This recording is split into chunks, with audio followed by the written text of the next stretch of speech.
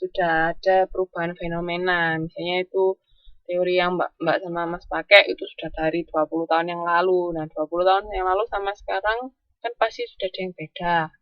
Atau mungkin perbedaan budaya, misalnya Mbak sama Mas ngambil datanya di Indonesia, sedangkan mereka waktu pertama kali mengeluarkan teori itu misalnya di Amerika. Nah, itu kan sudah jelas budayanya beda, sama pola perilakunya beda, cara hidupnya beda, cara pandangnya, cara berpikirnya sudah jelas beda. Nah, nggak menutup kemungkinan juga hasilnya akan berbeda.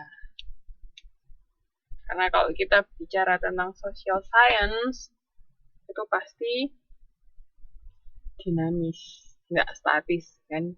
Hari ini sama besok aja sudah ada yang berubah.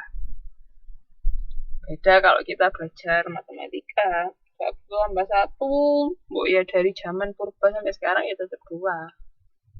Itu bedanya. Nah, terus ini ada tipe dan penggunaan model. Tujuan pengembangan model perilaku konsumen untuk mengembangkan teori yang terkait dengan perilaku konsumen sehingga satu teori dapat menggambarkan, memperkirakan, menjelaskan, dan mengontrol suatu fenomena. Ini kayak yang saya tadi bilang, tau? Jadi karena ada suatu fenomena, peneliti itu dia meneliti fenomena tersebut, kalau memang terbukti, yaitu bisa jadi satu teori. Terus untuk memudahkan pembelajaran, ya.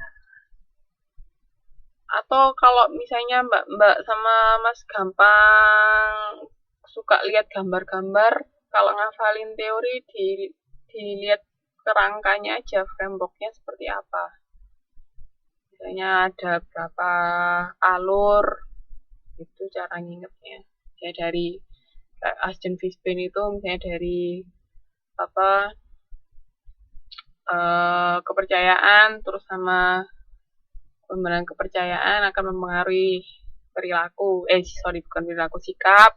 Dari situ dari subjektif, norma subjektif juga akan mempengaruhi dari orang lain, pendapat orang lain, terus nah itu kan akhirnya mempengaruhi perilaku. Kalau suka lihat gambar bisa dilihat modelnya aja, bentuknya seperti apa, ada berapa poin. Kalau yang memang suka gambar ya, cara menghafalkannya. Ini ada model tradisional dari model mikroekonomi. Jadi bertujuan menjelaskan apa yang akan dibeli konsumen dan berapa banyak pembelian yang akan dilakukan dengan mengabaikan mengapa konsumen memiliki kebutuhan dan preferensi, serta bagaimana konsumen mengurutkan kebutuhan dan preferensi mereka. Nah, kira-kira kebutuhan Mbak sama Mas satu sama lain sama apa beda?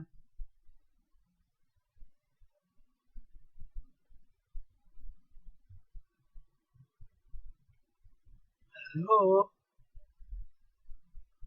Misalnya kebutuhannya Mbak Yeni sama Mbak Triani, atau kebutuhannya Mas Yo sama Mas Tri sama apa beda?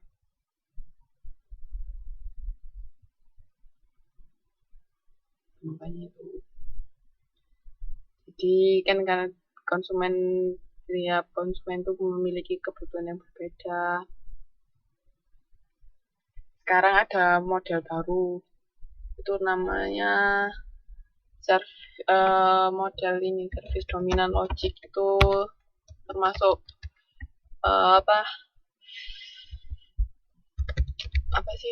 ini belum teori sih, dia masih suatu pemikiran baru. Jadi semua itu akan kembali pada service pelayanan. Jadi semua jenis kegiatan jual beli atau apa itu diutamakan service. Jadi walaupun misalnya kita menjual barang, nah tapi yang diutamakan itu pelayanan yang diberikan dari perusahaan ke konsumen ketika dia menjual barang tersebut. Jadi barang itu cuman sebagai pengantar aja, tapi yang dilihat main utamanya itu service yang diberikan oleh perusahaan atau produsen kepada konsumen.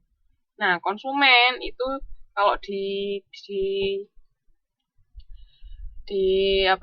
pemikirannya service dominant logic itu dia selalu bekerja sama produsen dalam menciptakan suatu nilai. Itu beda. Kalau tertarik bisa dibaca ini baru muncul tahun 2004 service dominant logic ini dari Vargo sama Las. Ini pemikiran marketing yang baru. Kalau tertarik nanti misalnya sudah selesai ujian mau baca-baca silahkan. Kebetulan penelitian saya juga tentang ini.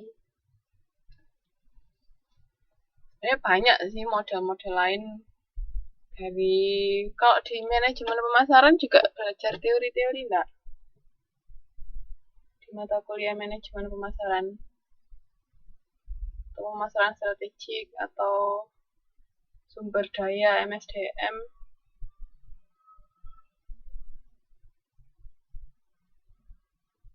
Juga belajar teori-teori.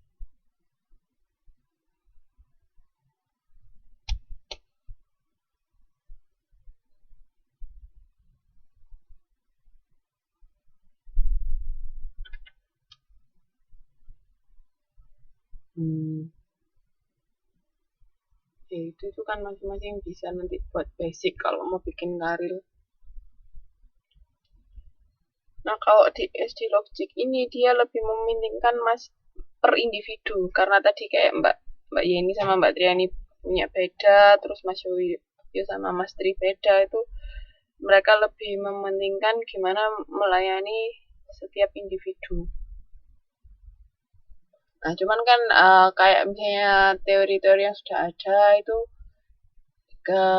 di si pencetus teori ini kan mengambil secara garis besarnya seperti apa. Walaupun misalnya tiap orang beda-beda, tapi mayoritas misalnya dari hasil penelitian itu selama tekniknya dia mengambil sampel itu benar, itu bisa digunakan. Nah kan teori itu kan juga dibuktikan dengan beberapa penelitian berikutnya kan, apakah benar atau enggaknya. Nah, terus kalau menurut pandangan makroekonomi, fokus kepada nilai moneter suatu produk dan sumber daya, bagaimana pemanfaatannya dan perubahannya sepanjang waktu. Ini masih model-model tradisional, jadi makro sama mikroekonomi. Nah, ini kalau ekonomi berhubungan dengan perilaku.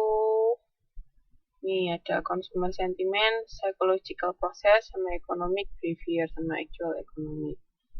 Kayak misalnya pemasukan itu kan mempengaruhi pola perilaku konsumen. Nah, tapi anehnya misalnya gaji kita sekarang anggapan 10.000 NT ya. Terus kita bisa saving misalnya 2.000 NT misalnya. Tapi nanti ketika gaji naik jadi 20.000 NT, nggak tahu kenapa kita cuman bisa tetap saving 2.000. Ngalamin kayak gitu nggak?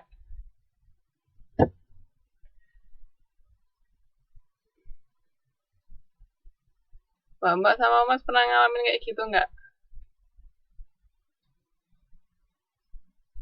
Di gaji berapa ketika gajinya naik, tapi nggak tahu kenapa yang bisa kita tabung itu sama. Padahal kan logikanya kalau gaji kita naik dengan kita keluar pengeluaran kebutuhan yang misalnya sama dengan bulan lalu kan kita bisa nabung lebih banyak. Nah, makanya karena gajinya semakin banyak, gaji yang kita terima pengeluaran juga jadi semakin besar. Itu kecenderungan manusia seperti itu. Pola konsumsi. Gak gila. Hampir semua kayak gitu kok. Maksudnya ketika kita mendapatkan peningkatan gaji, biasanya kebutuhan kita yang kita keluarkan juga sama lebih banyak. Nggak tahu kenapa. Itu ke apa ya? Mungkin secara psikologis ngerasa kita punya uang yang lebih, jadi kita bisa mengeluarkan juga lebih. Pada pernah ngalamin kayak gitu nggak? Kalau saya pribadi saya pernah ngalamin kayak gitu juga. Mbak yang lain Mas?